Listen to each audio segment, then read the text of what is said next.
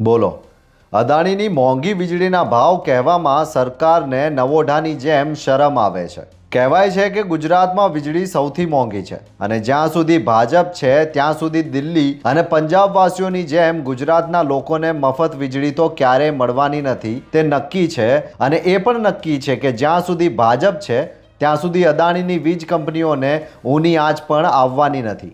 અને એ પણ નક્કી છે કે ગુજરાત સરકાર અદાણી પાસેથી જ વીજળી ખરીદશે, પછી ભલે ને તેનો ભાવ ગમે તેટલો કેમ ન હોય। ભાજપ સરકાર जिसका दोस्त अपने वाला ऊपर वाला हो એવા અદાણી પાસેથી કયા ભાવે વીજળી ખરીદે છે એ ન બતાવે તે સ્વાભાવિક છે। અને શું કામ બતાવે? કેમ કે ભાવ જાહેર કરે તો પોલ ખુલ્લી પડે। એટલે ભાજપ સરકાર ઠાવકાઈથી કહે છે કે અમે અદાણી પાસેથી પ્રોવિઝનલ ભાવે વીજળી ખરીદીએ છીએ। અને કેટલી ખરીદી? તો જવાબ છે કે છેલ્લા 2 વર્ષમાં અદાણી પાસેથી મોંઘા ભાવની 15,395 કરોડની વીજળી ખરીદવામાં આવી છે। એટલે કે વર્ષે લગભગ 8,000 કરોડની આસપાસ અને મહિને લગભગ 600 કરોડ અને એથી આગળ ગણીએ તો રોજની 20 કરોડની વીજળી ખરીદીને અદાણીને માલામાલ વીકલી નહીં પણ માલામાલ ડેઈલી કર્યા છે। વિચારો કે જો અદાણી પ્રતિ યુનિટ 25 પૈસા કે 50 પૈસા પણ વધારે તો તેને રોજ કાંઈ પણ કર્યા વગર વધારાના કેટલા કરોડ રૂપિયા મળે।